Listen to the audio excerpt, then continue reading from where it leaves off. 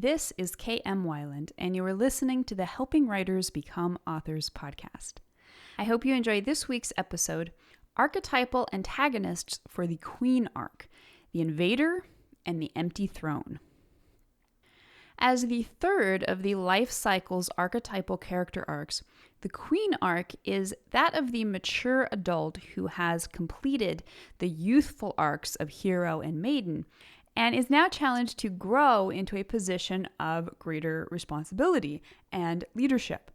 This is the tale of someone who has so far proven herself worthy of love and responsibility in relationship, community, and perhaps parenthood.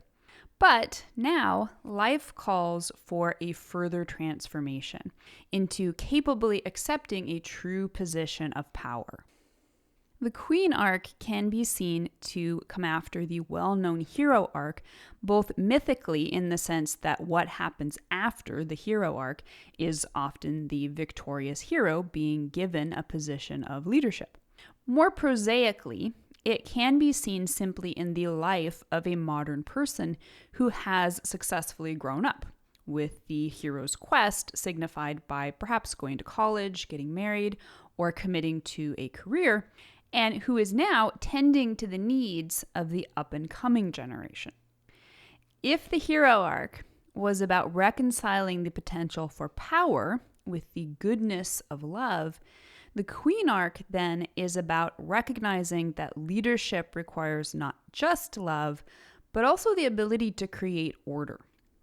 As such, the Queen's archetypal antagonists can be seen to be represented by the twofold threat of invaders from beyond her happy home and the empty throne that fails to protect her and her family. Together, these two antagonistic forces are what catalyze the need for her next transformative arc. There is a dearth of leadership in the kingdom, and she is being called to fulfill it. So once again, we can see in these dualistic archetypal antagonists the two faces of a story's conflict: outer and inner, plot and theme. One represents the main thrust of the external conflict, whatever or whoever is framing the larger conflict, and therefore the need for the Queen's ultimate plot goal of protecting or furthering those who depend upon her.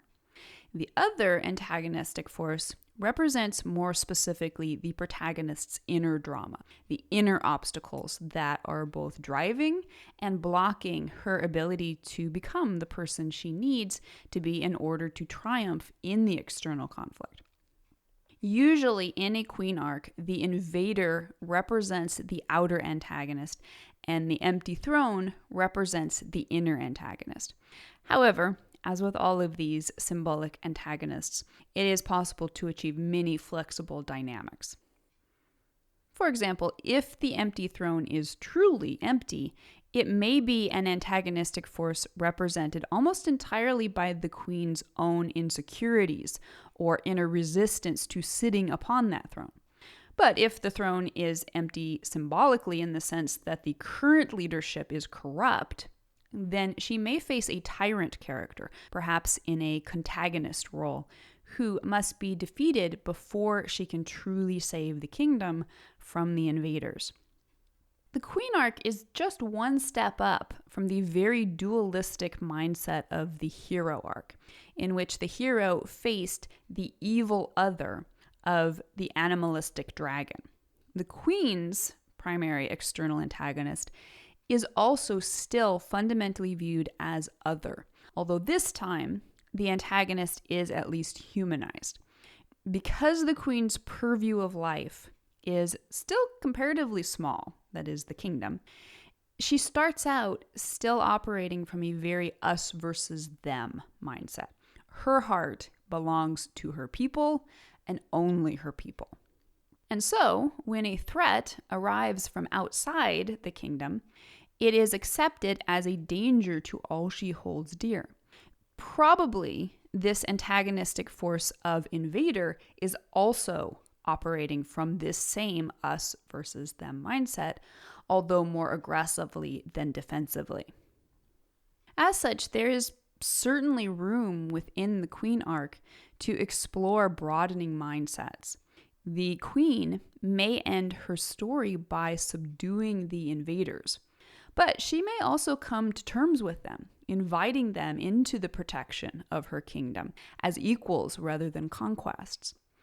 Regardless, part of the Queen's transformation is that of mentally moving into a larger setting. She begins her story feeling safe within the walls of the kingdom and ends by looking beyond the walls to the larger realm to which she is now accountable and responsible.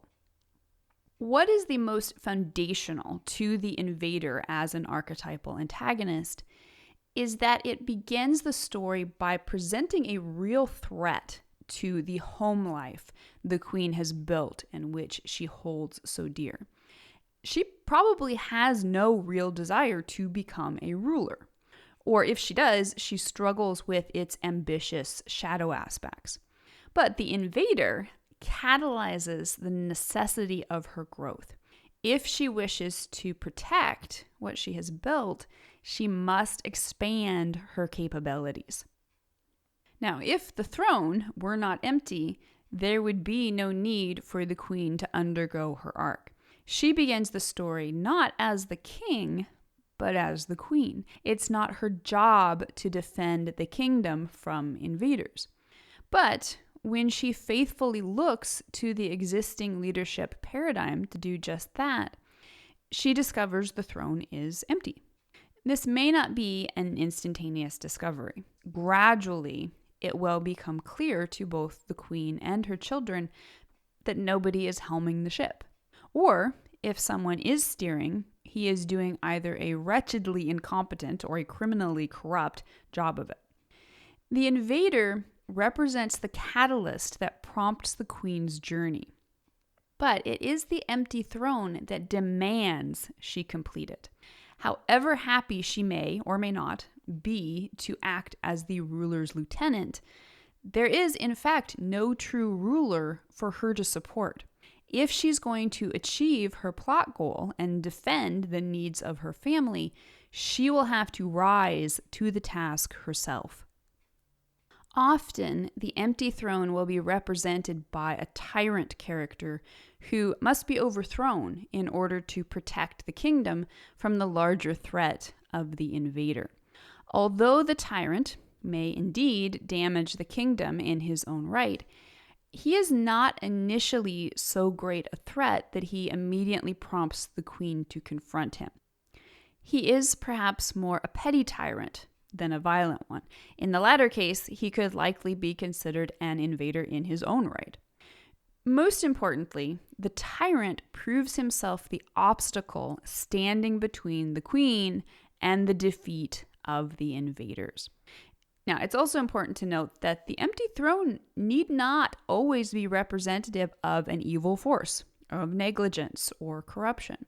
Because the Queen arc marks a healthy and necessary progression in life, there is implicit within the arc the understanding that the throne must be cyclically vacated. Indeed, as we've explored previously, the King arc is that of willingly stepping down from power for the good of all. The Queen may be preceded by a good king who has faithfully sacrificed his leadership to protect his kingdom. And indeed, he may do so in congruence with the Queen's own arc. And in that case, the empty throne will be a naturally arising challenge for her to grow into. But even in this scenario, it remains representative of an antagonistic force because it signifies the Queen's inner resistance to fully accepting this throne. When offered the crown, she may, like Prince Henry in Ever After, declare, "I don't want it." Or she may fear her own tyrannical proclivities should she be given so much power over other people's lives, such as with Aragorn in the film versions of The Lord of the Rings, who feared his lineage's weakness for the ring's dark power. Now, the invader will almost always be the primary actor in the external conflict, even if it is just a framing conflict. The bulk of the story's scenes may be about the dynamic between the queen and the empty throne, but the central thrust of the plot is toward and in response to the invader. The invasion may be featured in many different guises, everything from the slow advance of a literal enemy force to the encroaching deadline for a neighborhood's destruction to a high school presidential campaign against a brazen newcomer. Whatever the case, this is the primary obstacle the queen is focused on, in ways large and small, on every page of the story. The empty throne, meanwhile, may be one of many obstacles she faces on her route to fending off the invader, but it is the main obstacle. As such, it may well take up many of the book's scenes as the queen grapples with either overthrowing a tyrant and/or claiming her own true leadership capacity in order to do what is necessary to defend the kingdom. The invader will always be the primary antagonist defeated in the climactic moment, even if the queen has yet to officially take the throne upon defeating the invaders. Her defeat of the empty throne will not be the climactic moment. And the only exception is if the tyrant and the invader are represented by the same character or force, in which case she will, of course, defeat both archetypes simultaneously. Although the classic symbolism of this story indicates the queen will repel the invader by force and literally take the throne, becoming an uncontested leader, the actual stories need not be so simplistic. It may be that instead of subjugating the invaders, she reconciles with them, either inviting them under her protection as subjects of her realm, or respecting them as a sovereign nation in their own right. It may also be that she does not take someone else's throne, but simply learns to inhabit the empty throne in her own heart, embodying true sovereignty without necessarily having a specific kingdom or people to rule over. In whatever way the archetypal antagonists of Invader and Empty Throne manifest in your Queen Arc story, what is most important is that they represent the catalytic necessity for the Queen's own growth into a true servant leader. So stay tuned. Next week, we will explore the archetypal antagonists of the King Arc, Cataclysm and Rebels. And in the meantime, I hope you'll stop by the site and tell me your opinions. Can you think of any more examples of the Invader and the Empty Throne in Queen Arc stories? If you'd like to be part of the word player community over on my site and join in this conversation on this subject, be sure to stop by the website at helpingwritersbecomeauthors.com. You can always find a transcript of the most recent podcast and add your voice to the discussion by visiting the first post on the site's homepage. And don't forget that if you're looking for an older post, you can always find those by putting the podcast title in the search field at the top of the right-hand column. If you enjoyed this podcast, you can subscribe on Apple Podcast, Spotify, and Amazon Music, or whatever your favorite podcast platform may be. And if you'd like to do something to support helping writers become authors, it always means a ton if you're able to leave just a quick rating or review on your site of choice. Also, many thanks to those who support my work on Patreon. Your patronage helps make helping writers become authors and its many resources available to writers everywhere.